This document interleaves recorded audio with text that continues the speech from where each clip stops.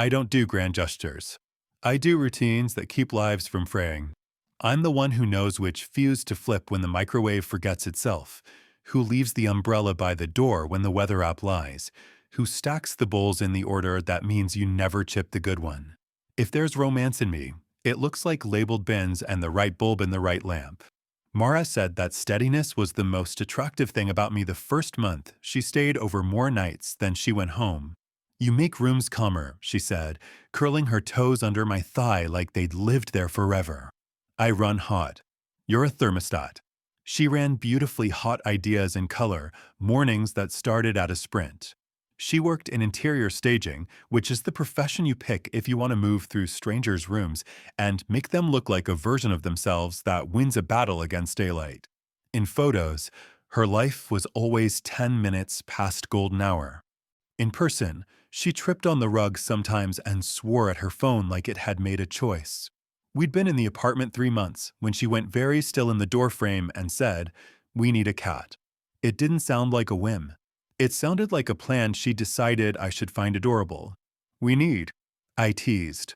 "A house is a container for heat," she said, as if the sentence were a fact from a manual. "Right now we're 2 people and a couch, which is nice. But a cat makes you talk softer.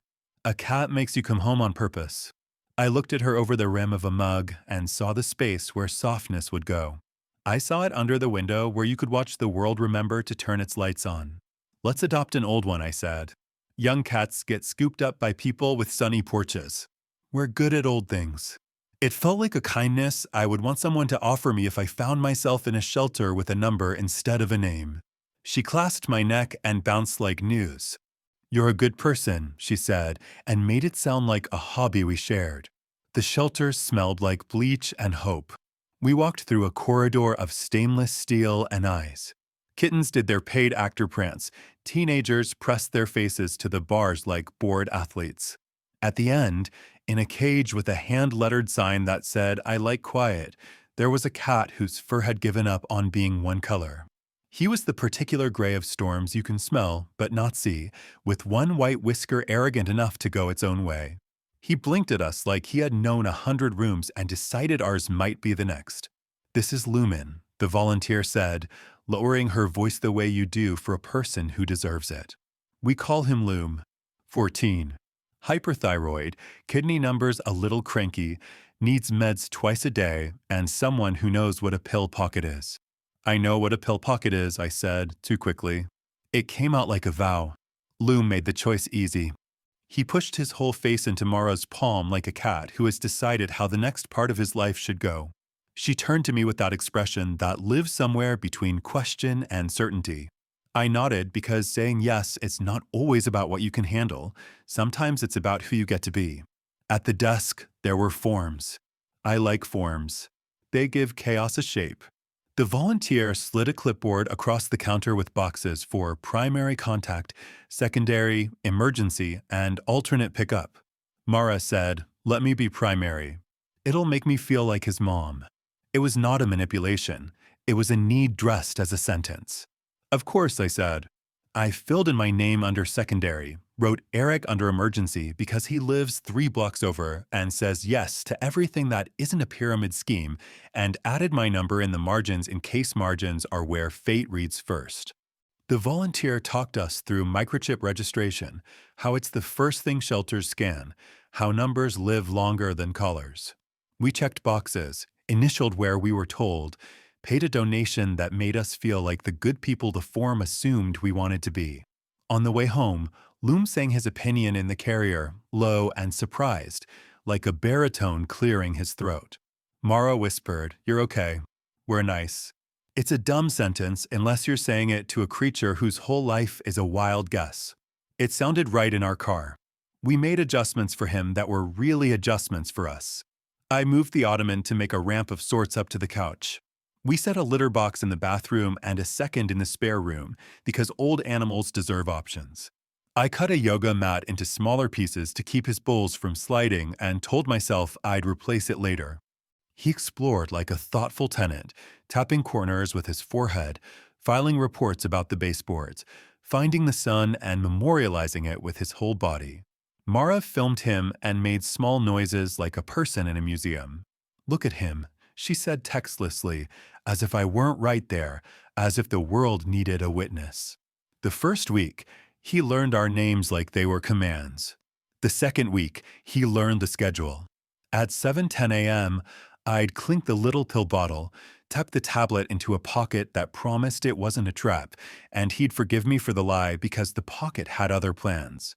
At 7:12, he'd drink water like he'd read a memo about kidneys. At 7:20, he'd argue the merits of the exact square of a blanket as if squares were a thesis we all agreed on. I kept a tiny notebook by his bowls and wrote down numbers I would later pretend we discovered together. How much he ate, how much he didn't, whether his eyes were too big, Mara's phrasing, but she was onto something. She did the other parts, the singing, the couch choreography, the way she'd narrate his thoughts in a voice so ridiculous I couldn't bring myself to be embarrassed for us.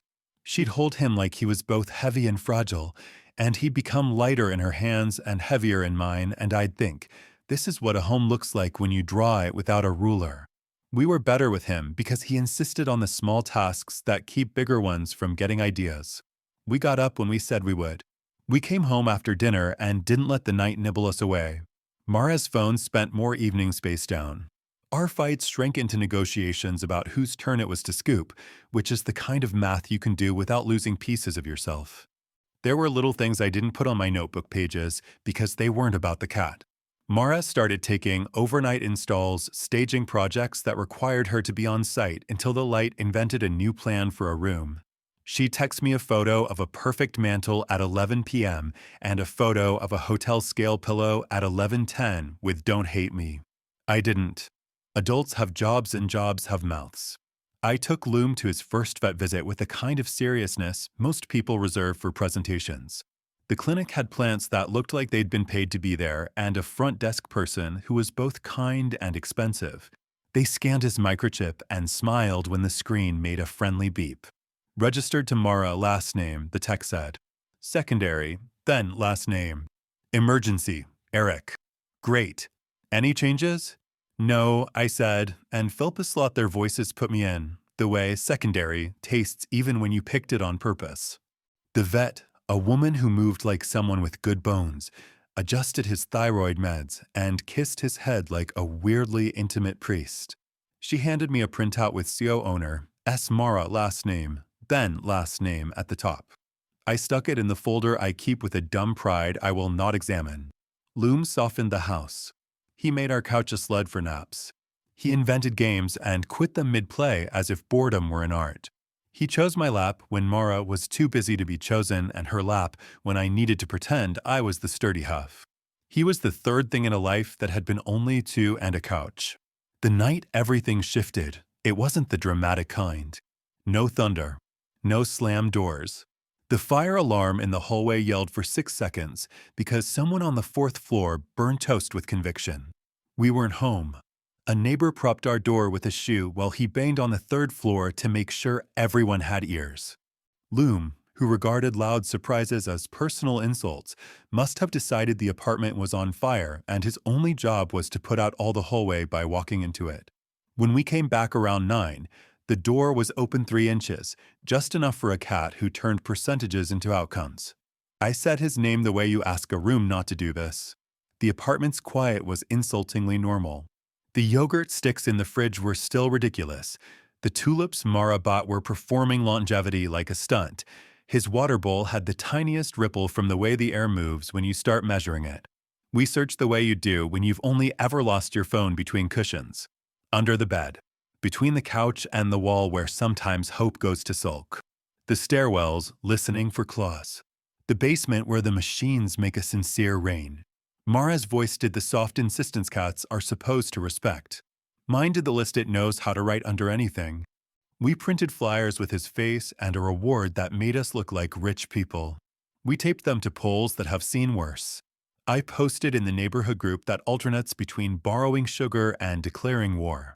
I called the shelter and the clinic and the after-hours line for the microchip company, where a woman named Lauren thanked me by my first name 3 times in one sentence and said she'd flagged the file for hot status. She also said, and didn't mean comfort or threat by it, if anyone scans him, both primary and secondary will get a call. Mara sat on the kitchen floor and cried with her palms up like she was asking for the world to return what it borrowed. He doesn't know our building, she said, as if our stairs could take shame. He knows us, I said, and even if that's not a thing, it felt like one. That night, I slept with my shoes at the foot of the bed and my phone face up like a person waiting for a hospital to call. At 3, the heat clinked through the pipes like a man who drinks at lunch. At 4, the world outside thought about being a different color. At 5:12 a.m., my phone buzzed with a call from a number that lived somewhere cheerful. "This is Petlink," the voice said. "Is this Ben's last name? Your cat, a gray domestic shorthair named Lumen, has been scanned at East Side Animal Shelter." The voice did the line I wanted and didn't want. "He's okay." Mara sat up so fast she whacked her head on the headboard. "Yes? Where?" Her eyes were all command and no comprehension. The woman continued, reading from a screen. "We've notified the primary contact on the account, Mara last name. We'll also notify the additional co-owner. Let me see Mara last name Reeves and spouse Aiden Reeves." She said the names like a receptionist who has no interest in plot. "We have you listed as secondary, Ben last name, and an emergency contact, Eric last name. You're all welcome to come. For safety, the shelter will release to a registered owner with ID." The word spouse swallowed the rest of the sentence like a drain. I said thank you because I'm the kind of person who covers a wound with a napkin before deciding whether to see the blood. Mara had her hands on her face the way people in paintings do when the painter is trying to show defeat without getting arrested. "They said Reeves," she whispered, like the name had entered the room through the vents. I stared at the printout from the vet on the counter because paper had been my team my whole life. It still said what it said. Co-owners, Mara last name, Ben last name. The folder sat there like an old helmet, dented but loyal. On the back of the flyer we made, the tape bubbled in the humidity that kitchens invent. My phone waited for my mouth to choose a line. "What is this?" I asked, not as a question with an answer, questions like that have instructions attached, not replies. It came out gentle because I am built wrong for shouting. "Who is that?" She had the decency to not invent a cat. She didn't say friend like a life raft. She didn't make cousin do violent work. "A man," she said, and then the one from the staging team, and then, finally, I was stupid, in a voice that sounded like a rug under someone else's foot. "Are you married?" I asked precisely. The sentence had no chaser. She closed her eyes and opened them as if the room needed to be rebooted. "On paper," she said, and the words sat down next to me like furniture they intended to become. "For a lease," she said, and then, because she saw my face and health insurance. It made sense. We were together then, and it made everything easier for 3 months. And then it made everything impossible. "You didn't tell me," I said, and knew it was both the dumbest and only thing to say out loud. I kept meaning to, and then she made a noise that wasn't language. "You like papers to mean what they say." I knew you'd hear it as betrayal when it was actually paper, I said quietly, is the only thing in this house that hasn't lied to me. "We went to the shelter because you go where the animal is and you sort out your grammar later." The woman at the desk did her job with the unflappable confidence of those who see humans at their least rehearsed. She looked at me like I was an emergency contact. She looked at Mara like she was primary. Then she said, "We'll release to one of the people listed on the chip," and her eyes flicked to the door because she had just seen the other possibility arrive. He was an ordinary man in the way some grief is an ordinary rock. Decent jacket. Tired face. He held a carrier he had no right to own carefully, like you and I would. He saw Mara and did a small reach and stopped gesture. He saw me and adjusted his mouth into something neutral. He had probably practiced once in a mirror on a day he had not expected to need the skill. "Reeves," the desk woman said, and the shape of his yes put me in a chair I hadn't known I was sitting in. "Lumen is microchipped to Mara last name Reeves," the woman read from her monitor, because a day is a day. "Co-owner, Aiden Reeves. Secondary, Ben last name. We can release to any listed human with ID." Mara made a sound I will not name. The woman's eyes did professional kindness. We can put all names on the reclaim form, she said, and it struck me then that bureaucrats are the last priests we have. I'm taking him, Mara said, too quickly, thrusting her license. He lives with me. We live together, I said, because the sentence had been true this morning and was still true in the most technical sense. Aiden looked at the carrier like it was an election, and he didn't want to be on the news. He likes lamb flavor, he said to no one useful, and put a small bag of food on the counter because some men do not know how to hand blame to the right person. Let's not make a scene, Mara hissed, which is the kind of sentence that tells you a scene is the only honest thing available. We're not, I said. I put my hands in my pockets because it looks like I'm finding my keys when what I'm finding is a way to not become what I hate. The staffer slid the release form toward us. In a different life, I would have made a joke about the way pens become heavy in rooms like this. In this one, I put my name next to secondary and watched my hand learn it. We took Loom home to our apartment that smelled like him even when he was gone. He came out of the carrier with the slow dignity of the elderly and drank water, like someone who had been talking too much. He had butted my shin once and sat between us on the rug as if he had solved something people are bad at. Mara cried and touched his spine like she was counting vertebrae and asking them not to type emails. I'm sorry, she said to the air and then to me like she'd discovered we share it. I don't have a speech. I don't want one, I said, which was both kind and lazy, and I will answer for it later. She went to lie down with him in the sun, and I did the thing I always do when a room falls apart. I made a list. Photograph everything that is mine before it becomes ours again by accident. Pack a bag that looks like a person, not a tantrum. Set the plant near the window in the spare room. It likes mornings there. Put the vet folder on the counter where someone will see it and not mistake it for a menu. Write a note that is shorter than the truth, but not smaller. I didn't slam drawers. I didn't throw away the mug that says, "Ask me about drapery." I put my ring in the little bowl where we keep the pennies that look like they want to matter. I wrote the note and put it under the magnet shaped like a pear because the fruit puns have had their day. The shelter did us the kindness of an exact word. I will not be a third person on a microchip. I won't be a footnote on your paper. Loom eats at 7 and 7. Change the filter on his fountain on the first. He prefers the scratcher by the window to the one by the bookcase, and if his eyes look too big, call Dr. Hay at the clinic with the plants that look triumphant. The rent is paid through the end of the month. I'll move my things by Friday. The utilities transfer on Monday. Talk to me through counsel. I'm done being kind in rooms where it doesn't count. B. I took my bag and my boring lamp and my analog clock that ticks at a human pace. At the door, Loom looked at me with the exquisite indifference of a creature who refuses to pretend to understand paperwork. I knelt and put my forehead to his. He did the ceremonial bump that cats do when they ordain you as not terrible. You'll be okay, I told him. You have soft humans. One of them might tell the truth someday as a hobby. Eric's spare room smelled like cedar and laundry, and the kind of mercy you don't post about because it's what keeps a city from becoming a machine. He handed me a key and didn't add a sentence to it. Plant, he asked. I left it, I said. I can take care of living things from across town and sleep. We did the necessary parts that grown people do when love fails the paperwork.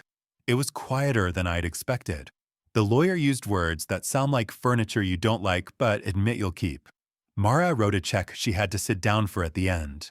I declined half of what I could have claimed because I didn't want to carry more of her home than the version of me I like could lift.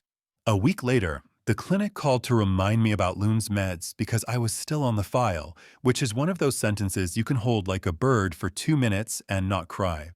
I told them to switch me to former co-owner because language is how you put a fence around something that will otherwise wander into your garden at night and eat what you planted.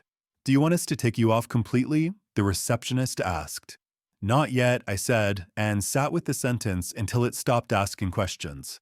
I saw Aiden once, by accident, in the aisle at the store where classy people buy soap. He nodded and said, "Hey," with the weakest wrist the word can have without becoming a different sound. I nodded back because I am not auditioning for villain anywhere I don't get to choose the costume. He had a box of litter and a look that said he was learning about living with a creature that insists on schedules even when your shame asks for improvisation. Mara texted a photo of Loom and a beam of sun 3 weeks later with the caption, "He still likes the little squares." And I stared at it for a long minute before writing back, "They're rectangles," because love and pedantry share a bed in my chest. If there's a moral, it isn't trust no one, because no one who uses that sentence gets better at letting a room adore them. It's smaller and meaner and kinder all at once. Don't despise the paperwork. It's the only thing that will tell you the truth when your life has learned to make pretty. The microchip, with its cold little number and database optimism, didn't break my heart. It did what I raised it to do, find what is lost and say whose it is. I have a new place now with floors that complain in honest vowels and a window that believes it's a door. There's a hook by the entrance for a leash I do not own yet. I buy cat treats anyway and put them in the cupboard because a man is allowed to be hopeful in very specific ways.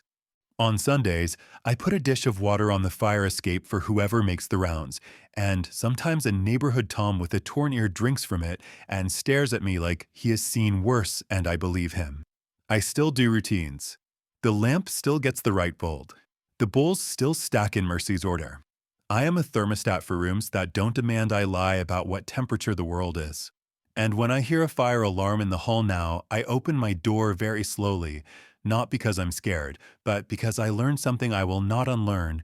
An open door invites the truth in, whether you plan for it or not. She said a pet would make the house feel like us. He did.